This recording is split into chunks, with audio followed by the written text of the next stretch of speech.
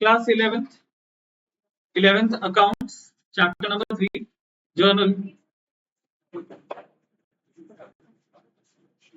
अब ये अलग प्रकार का पहला प्रॉब्लम क्या सकता है अभी लक्ष्य journalize the following transactions in the books of Sania Electronics. Prepare a journal format first. Prepare a journal format. तुम्ही पण बनवा क्लासमध्ये बसला आहात ना मग ते मी सांगतो ते करावं लागणार आहे माय क्लास माय रूल्स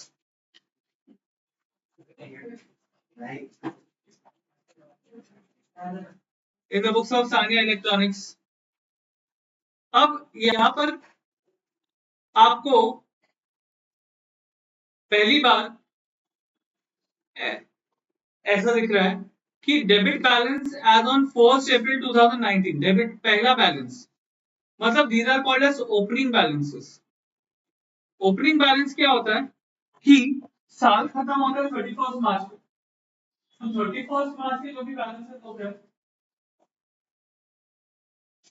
उसको बोलते हैं ओपनिंग बैलेंस सॉरी 31 मार्च के बैलेंसेस को बोलते हैं क्लोजिंग बैलेंस बट दूसरे दिन वही ओपनिंग क्लोजिंग बैलेंसेस क्या बन जाता है ओपनिंग बैलेंस तो कल दुकान बंद करते वक्त हाथ में कैश थी 50 रुपए तो कल का क्लोजिंग बैलेंस क्या था 50 रुपए तो आज जब मैं दुकान ओपन करूंगा तो ओपनिंग बैलेंस क्या होगा 50 रुपए तो वही है 31 का क्लोजिंग आज का ओपनिंग तो यहाँ पर बिजनेस शुरू नहीं हो रहा है यहाँ पर बिजनेस कंटिन्यू हो रहा है कि अभी तक अपन ने देखा था business started with cash business started with this तो वहां पर बिजनेस शुरू हो रहा था यहाँ पर बिजनेस ऑलरेडी है चल रहा है और अभी उसका साल खत्म होकर नया साल शुरू हुआ है मागच्या प्रॉब्लेम्स मध्ये आणि या प्रॉब्लेम्स मध्ये वेगळं काय बाकी कळालं रिपीट करू शकता अभी तक जो हम कर रहे थे वापस रिपीट करू शकता वो बोलते हैं अभी तक हमने जो भी किया उसमें ये था कि देखो कोई भी प्रॉब्लम उठा के देखो पहला एंट्री क्या था उसमें सब जगह पहला एंट्री क्या था business started with cash started business with cash started business with bank started commenced business with cash तो अभी तक जो भी अपन ने 6 टाइप के एंट्रीज करे उनमें बिजनेस नया स्टार्ट कर रहे थे इनमें इस एंट्री में और उस एंट्री में फर्क क्या है तो यहाँ पर नया बिजनेस नहीं है यहाँ पर बिजनेस ऑलरेडी है बट बिजनेस का नया साल शुरू हो रहा है और बिजनेस का नया साल कब शुरू होता है 1 अप्रैल को तो 1 अप्रैल के दिन हमारे हाथ में कैश कितनी cash at bank 50,000 debtors 15,000 stock 35,000 plant and machinery 1 lakh ये सब डेबिट बैलेंसेस है assets have debit balance assets debit balance liabilities credit balance याद है assets debit balance liabilities credit balance तो ओपनिंग एंट्री कैसे करने का 1 अप्रैल के दिन opening entry will be like जो डेबिट बैलेंसेस है उनको डेबिट करो जो क्रेडिट बैलेंसेस है उनको क्रेडिट करो तो 1 अप्रैल के दिन का एंट्री आप कैसे लिखोगे ऑन 1 अप्रैल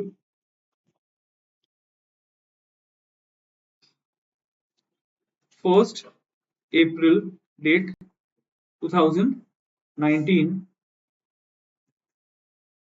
क्या क्या डेबिट होगा देखो कैश एट बैंक 50,000 डेबिट तो cash at bank account debit दूसरा क्या है sundry debtors account 15,000 sundry debtors account debit cash at bank किती होता 50,000 debtors 15,000 50,000 debtors 15,000 stock 35,000 stock account debit किती 35,000 and plant and machinery 1 lakh plant and machinery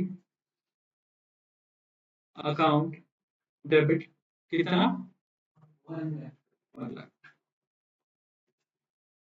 ये हो गए डेबिट बैलेंसेस। डेबिट बैलेंसेस को डेबिट लिखा। उसके बाद credit balances, creditor Varsha and bank loan to Varsha account to loan या फिर बैंक लोन अकाउंट। वर्षा अकाउंट कितना है 10,000 and 40,000, 10,000 and 40,000। every debit has equal and corresponding credit। तो क्या यहाँ पर जितना अकाउंट डेबिट हुआ है क्या उतना ही अकाउंट क्रेडिट हुआ है? नहीं, कैपिटल अकाउंट मिसिंग है। तो what is the missing figure? To capital account इधर 2 लाख से डेबिट हुआ है पर 50,000 से क्रेडिट हुआ है, मतलब कैपिटल मिसिंग फिगर है। तो 1,50,000 विल बी द कैपिटल का फिगर। इसको मैं छोटा सा स्टार्ट करता हूं आपके समझने के लिए। ये फिगर हमने कहां से लिया है? डेबिट का बैलेंसेस माइनस क्रेडिट का बैलेंस। इक्वेशन क्या है? Capital is equal to assets minus liability, बराबर ना? Debit assets credit liabilities, debit assets minus liability got capital। being opening balances brought forward, मतलब पिछले साल के ओपनिंग क्लोजिंग इस साल अपन पिछले साल के क्लोजिंग बैलेंसेस इस साल के ओपनिंग बैलेंसेस ब्रॉट फॉरवर्ड। तो ओपनिंग एंट्रीज कैसे लिखने का समझा? डेबिट बैलेंसेस को डेबिट करने का, क्रेडिट बैलेंसेस को क्रेडिट करने का। लिखा अनिश?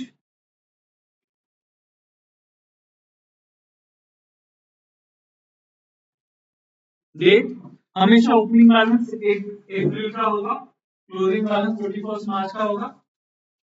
साले का साले का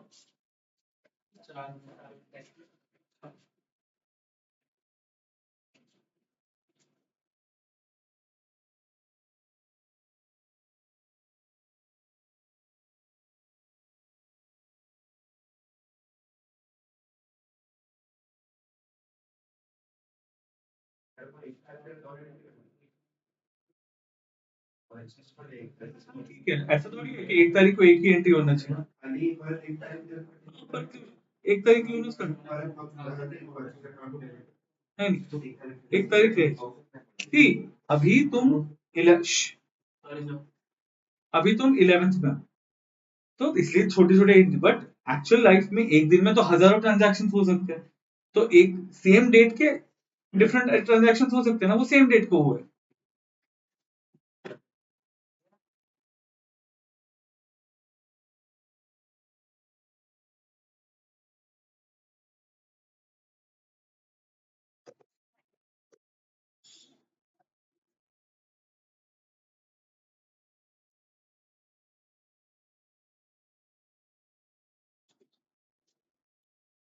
तो ओपनिंग बैलेंसेस लिखने का ही एंट्री है।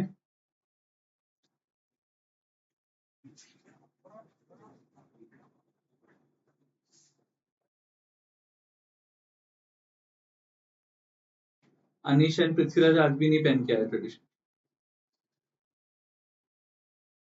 इनकी सजा ये है कि अगले 5 क्लासेस में ये सिर्फ ट्रेडिशनल पहन के आएंगे। रुचिरा, इससे सारे कपड़े छुपा देना, खाली कुर्ता वगैरह है तो सामने रखना, बाकी सारे कपड़े छुपा दो, कहीं ना कहीं छुपा दो, उसको मिलने ही नहीं चाहिए, ऑप्शन ही नहीं होने चाहिए उसके पास। क्या प्रॉब्लम है तुमको? मतलब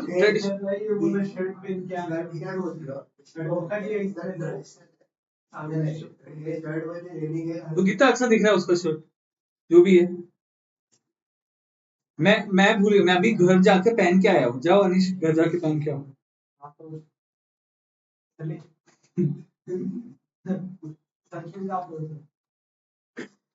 चलो 1 अप्रैल ओपनिंग एंट्री। एंड उसके बाद के एंट्रीज देखते हैं।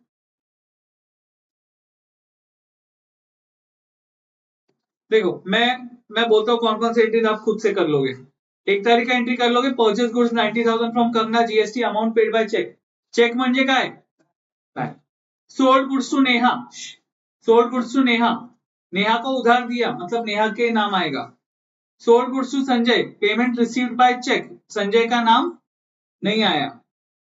Goods purchase for cash, GST less 10% cash discount. पहले 3 करो, चलो 14 तारीख का मैं बताता हूँ। पहले 3, 1 तारीख, 5 तारीख, 10 तारीख का एंट्री करो एवरीवन।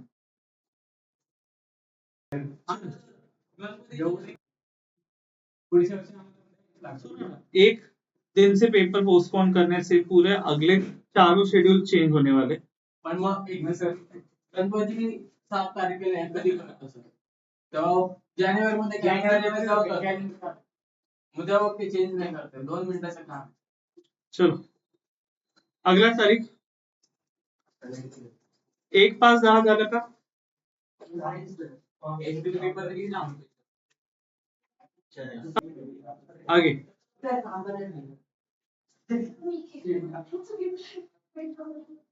एंट्री समझा क्या? डिस्काउंट किस पे कंप्यूट करना चाहिए? एक चीज याद रखना, जीएसटी के साथ डिस्काउंट नहीं देने का, जीएसटी को डिस्काउंट नहीं मिलता। अच्छा अगर लिसन, अगर ऐसा होता कि कैश डिस्काउंट की जगह आने का, कैश डिस्काउंट की जगह ट्रेड डिस्काउंट होता, नहीं, जीएसटी कंप्यूट करते वक्त 10% माइनस करने के बाद जीएसटी कंप्यूट होता। मतलब मैं यहाँ पर, ये क्वेश्चन में नहीं है पर मैं आपके रेफरेंस के लिए बताता हूँ क्या होता। यहाँ पर अगर ऐसा होता कि 10% ट्रेड डिस्काउंट, तो पहली चीज तो अपन डिस्काउंट रिकॉर्ड नहीं करते, तो डिस्काउंट रिसीव्ड वाला एंट्री नहीं आता। Purchases account debit, purchases account debit 45,000, input CGST account debit, input SGST account debit to cash account. यहां पर कैश डिस्काउंट का एंट्री नहीं होता, ट्रेड डिस्काउंट रिकॉर्ड नहीं होता। और जीएसटी जो कंप्यूटेशन है वो 45,000 के ऊपर कंप्यूट होता। फरक कळला त्या एंट्रीचा आणि या एंट्रीचा? गव्हर्नमेंटला पे करतो त्याला 50,000 पे करायला लागेल, जीएसटी 45,000 जीएसटी. जीएसटी ह्या केस मध्ये म्हणतोस ना 45,000च्या यानी, बिकॉज हम जब इनवॉइस बनाएंगे ना, देखो तुम दुकान से, एक मिनट सुनो, तुम दुकान से कोई चीज खरीदते हो तो वो डिस्काउंट देकर, उसको ट्रेड डिस्काउंट मतलब वो प्रमोट करने के लिए सेल लगाया होता है, तो वो जो बिल बनाएगा वो डिस्काउंट के साथ वाला ही बनाएगा ना। बिल में डिस्काउंट कट कर कर ही बिल बना के तुम्हारे हाथ में देगा, तो जीएसटी जो होगा वो बिल के हिसाब से होगा। कैश डिस्काउंट क्या है? बिल बनने के बाद दिया जाता है, कैश डिस्काउंट बिल बनने के बाद दिया जाता है, तो इसलिए उसको मेंशन करना जरूरी है। तो गवर्नमेंट को बिल बनने के बाद पहले जो था वही देना पड़ेगा, गवर्नमेंट का वही कंप्यूटेशन, जिसका सिंपल हिसाब है, जितने का इनवॉइस बना है उतने का जीएसटी। कि गवर्नमेंट को प्रूफ देना होता है, जीएसटी रिटर्न फाइल वगैरह करने होते हैं ना, तो गवर्नमेंट को प्रूफ देना होता है, ये देखो ये सारे इनवॉइसेस हैं हमारे और हमने ये जीएसटी कलेक्ट किया है। समझा? बेसिक रूल है, इनवॉइस कितने का होगा। अब जब तुम ट्रेड डिस्काउंट देते हो तो ट्रेड डिस्काउंट के बाद ही इनवॉइस बनता है और कैश डिस्काउंट से पहले इनवॉइस बनता है, तो trade discount and cash discount के बीच में इनवॉइस बनता है। समझते? बिल के पहले बाद में जो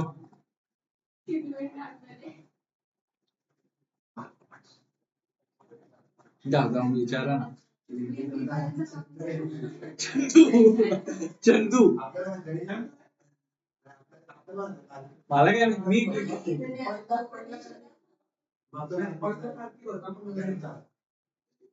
बड़ा भाई छोटा भाई नहीं, बड़ा भाई एंड छोटा भाई, कार्तिक इज बड़ा भाई एंड गणेश इज छोटा भाई। भाई भाई की काम आता है सिर्फ। लाइफ स्टॉक नहीं, हम डिस्कस कर चुके लाइफ स्टॉक जो जीवित प्राणी वगैरह लेते हैं। अच्छा, आगे क्या आप कर रहे हो?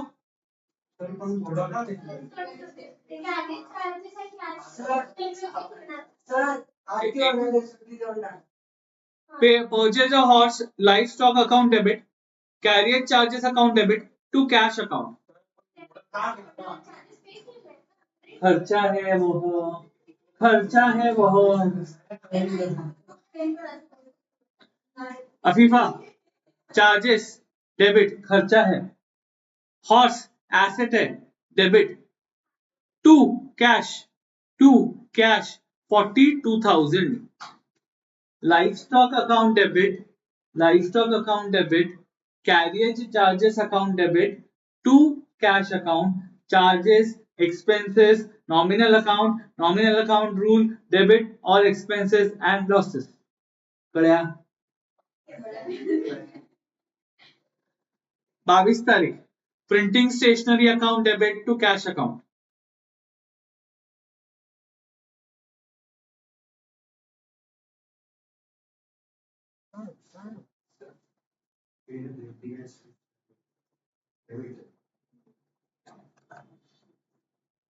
बाईस तारीख 26 तारीख का एंट्री करो, 28 और 30 मैं बताता हूँ। 22 तारीख 26 तारीख का करो।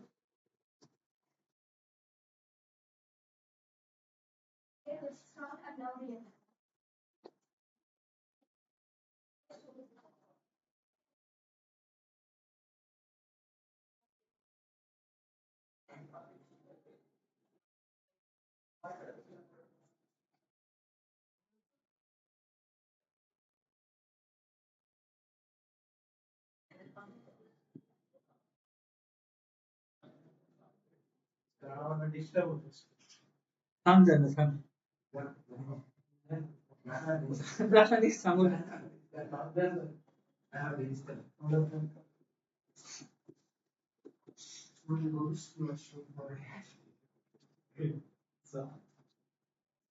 अभी यहाँ पर भी सेम है संवेश, यहाँ पर भी सेम है। Sold goods to Alok for cash, Alok का नाम नहीं आएगा, कैश में बेचा। जो अपन ने परचेज के साथ किया था यहाँ पर सेल्स के साथ करना है। यहाँ पर 12% जीएसटी लगेगा, किसके ऊपर? 13,000 के ऊपर, और डिस्काउंट भी किसके ऊपर लगेगा? 13,000 के ऊपर। तो पहले तो इसका जर्नल एंट्री क्या होगा देखो ध्यान से, cash account debit, cash account debit, discount allowed account debit to sales account to output CGST account to output SGST account. Amounts are 13,000, 12%, 10%। 13,000 के ऊपर सेल्स 13,000 है, डिस्काउंट 1,300 रुपया, डिस्काउंट भी सेल्स के ऊपर लगेगा, कैश डिस्काउंट है। और जीएसटी भी 13,000 के ऊपर कंप्यूट होगा 12%, 13,000 के ऊपर 12%, 780 होगा ना। 13,000 इतना 7,500 जीएसटी कहाँ से भरेंगे? 13,000 का तो एसेट ही है, 780 ऐसे ना, चेक करूँ क्या? ट्रस्ट इश्यूज नहीं,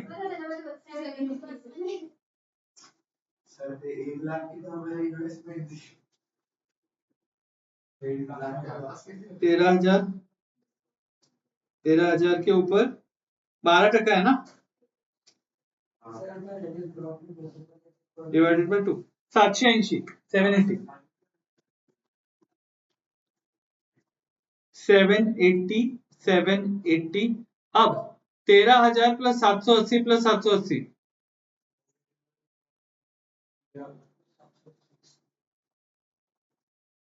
मेरे को करना क्या है, मेरे को ये 1300 माइनस करके कैश का पेमेंट देखना है। 13 750 1500 1560 13,000 1560 14,560 में से 1300 गेले 2 3 13,260 13,260 बराबर। कैश का पेमेंट कैसा निकाला समझा बीन क्या कर आगे की मैं करूं ये एंट्री समझा अनिश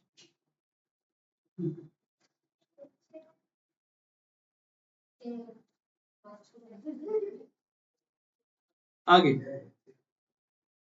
received amount of 1,000 from Varsha which was previously written off as bad debts। हुआ क्या है, पहले मुझे लगा था कि पृथ्वीराज मेरे पैसे खा गया तो उसको मैंने क्या बोल दिया था बैड डेट्स, बट अचानक से पृथ्वीराज मेरे पैसे लेके आ गया, अच्छा आदमी है वो मेरे पैसे लेके आ गया तो उस चीज को बोलते हैं बैड डेट रिकवरी। क्या बोलते हैं उसको, bad debt recovery.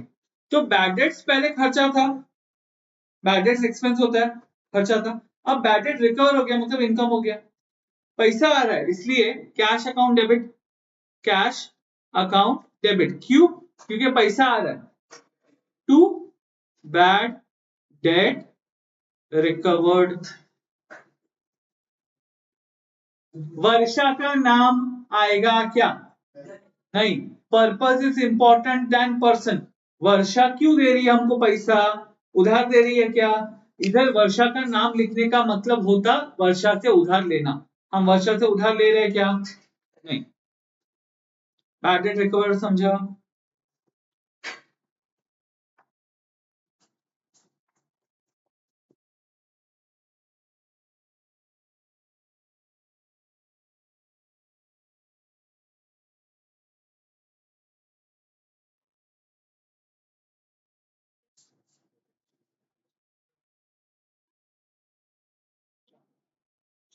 Last one.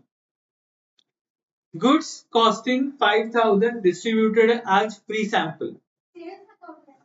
नहीं, सेल्स गुड्स अकाउंट। देखो पहली चीज पर्पस क्या है, I said purpose is important, why we are selling advertise, तो यहाँ पर पर्पस लिखेंगे advertisement account debit, advertisement account debit to goods account, advertisement account debit to goods account.